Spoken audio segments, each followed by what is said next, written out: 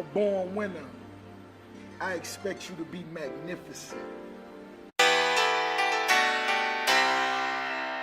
Let's go! Let's go!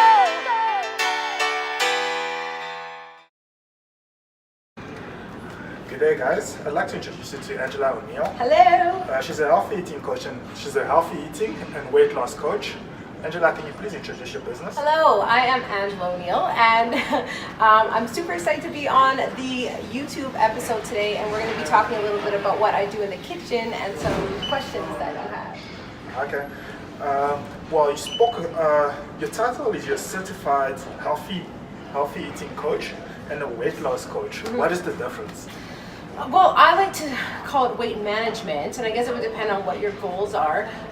Really, what it is just it's just training, coaching, and providing food lists and awareness around food as a whole, and helping people understand the difference between what they're picking up in the grocery store now and some better options. But it also goes for setting up plans, systems, learning about a person and where they're at as a whole, and helping them transition into a lifestyle that's going to be healthy for their organs, inside out, and physical goals. So, as a certified healthy eating and weight loss coach, I'm able to provide programs and food lists and customize different types of programs that help people sustain wellness for life. Of late, there's a lot of various diet plan. There's a keto plan, Yes, there's a there carb is. loading plan, there's plenty of them. Is there anything that you go by, or how do you choose which will suit your client better? So, I mean, a lot of what I've been doing lately has been in the kitchen. I consult that way, and well, I guess it's just a matter of figuring out what someone's goals are and what their lifestyle's like right now. I always tell people to walk me through their day of what they're currently doing, so I know what would be the best plan to put them on. And sometimes it's diving right in and they're eating often throughout the day. Sometimes they just need the pieces picked up in different departments. Often I have other people's plans and diets from their trainers, or diabetics or keto or vegetarians, and but I go off of a whole foods list, and just would include proteins, carbohydrates, and fats, and I make sure all the meals have the required amount of food that's healthy for people to intake, and it changes based on the person. Usually people feel like when they eat healthy, they're bound to lose weight. Right. I can be eating healthy to gain, I can be eating healthy to lose, or I can be on a dirty diet. Well, a lot of people call it dirty bulk. Can you please explain what's the difference between all those? Okay, so what I would say the difference between all those would be what you're eating, how often you're eating, and how much of it you're eating.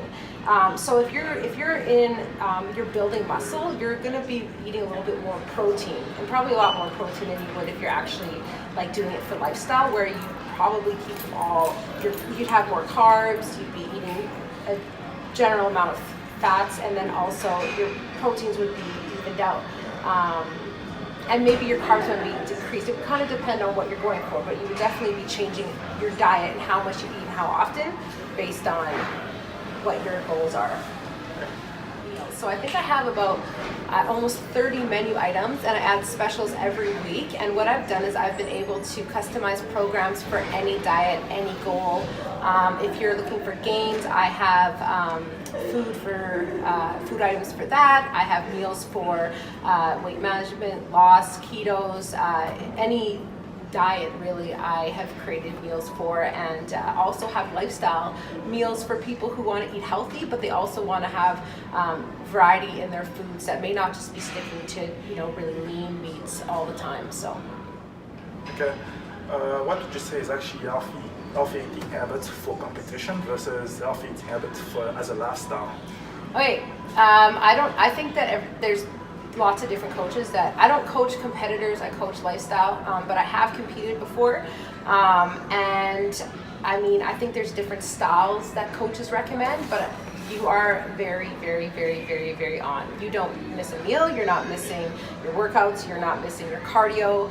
Your meals contain like really lean meats and also lots of water, which I mean is great to keep up with anyway.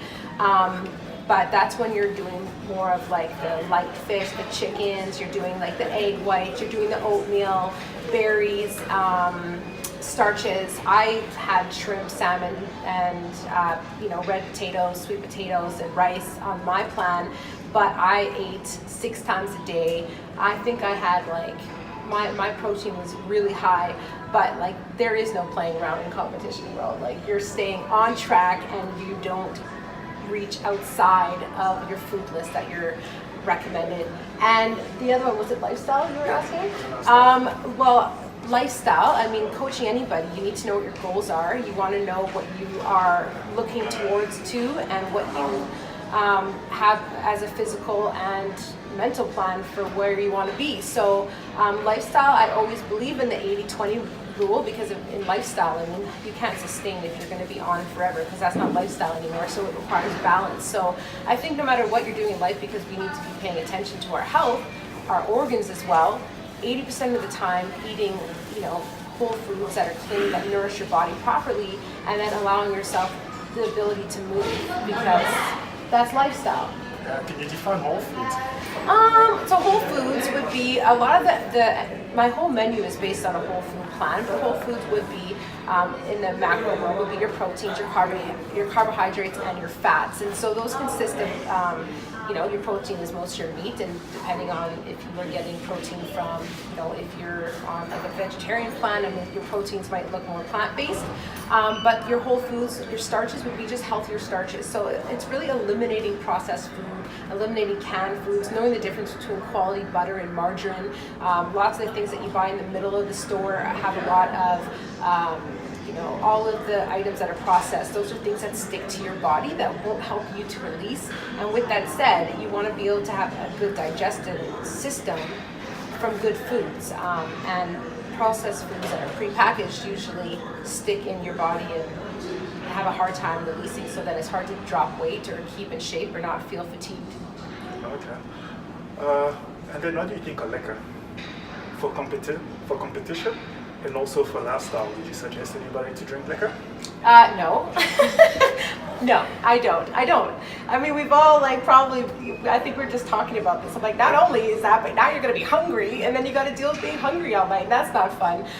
Again, if it's lifestyle, you have to decide. I mean, you got to look at what the pros and cons are to it all. But we were also just talking before this, that some bodies might be able to manage it, and maybe lucky them, but in some way it doesn't work. But if you're working and targeting on something, you just got to clean up shop for that period of time.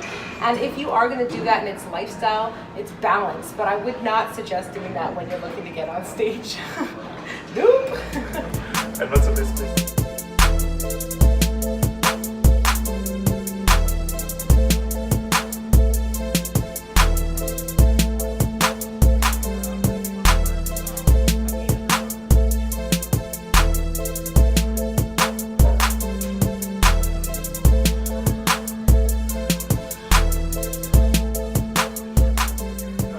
How did your business start? How did you get into fitness? Well, I just randomly did a bodybuilding competition. I was just sick and tired of bouncing around, and I wanted to see what I was capable of, and I just jumped in and signed up and went on stage 16 weeks later. Had it for the last time. Your actions got me hot as my last rhyme. Your options will either get put out, granted your ass fine. Find it, ain't gon' cut it. Then what made you start your prep meal? Well, I mean, when you only have so many foods to choose from, and you're eating 6 times a day, I was like, my food's got to taste amazing. It's got to be amazing. And I just was in the kitchen all the time, like hours and hours and hours, and I just taught myself and learned how to make food taste as amazing as possible on plan. And then that's actually how I ended up starting out my meal plan.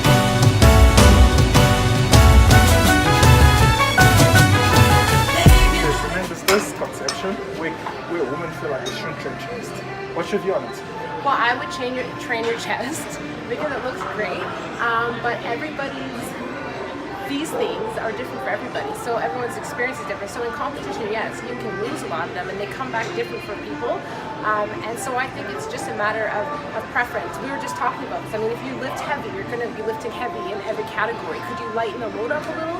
You could, absolutely, but when you are moving your body around and things are changing and you're lifting, parts of your body is going to adjust. And so it just depends. I mean, are you a huge boob person? Then you might be self-conscious about it. If you're not so much, you might be okay with them lifting and turning a little bit more muscle. Conclusion, what's your advice to people that actually want to start living healthier? Meal prep, meal prep, meal prep, meal prep. I mean, if you go from having your meals prepared and knowing the luxury of that and then not having them prepared because you didn't have time that week, you'll see the huge difference on the choices you make, the access you have to food, the quality of the food you choose, and how much easier it is to just eat and go without having to think about it every day. Being prepared in the meal department is probably my numero uno of lifestyle success, and lots of water. Angela? Yes, absolutely. So in the description I have a website, I have an Instagram page, please do follow her. Yeah, and thank you for watching. Bye.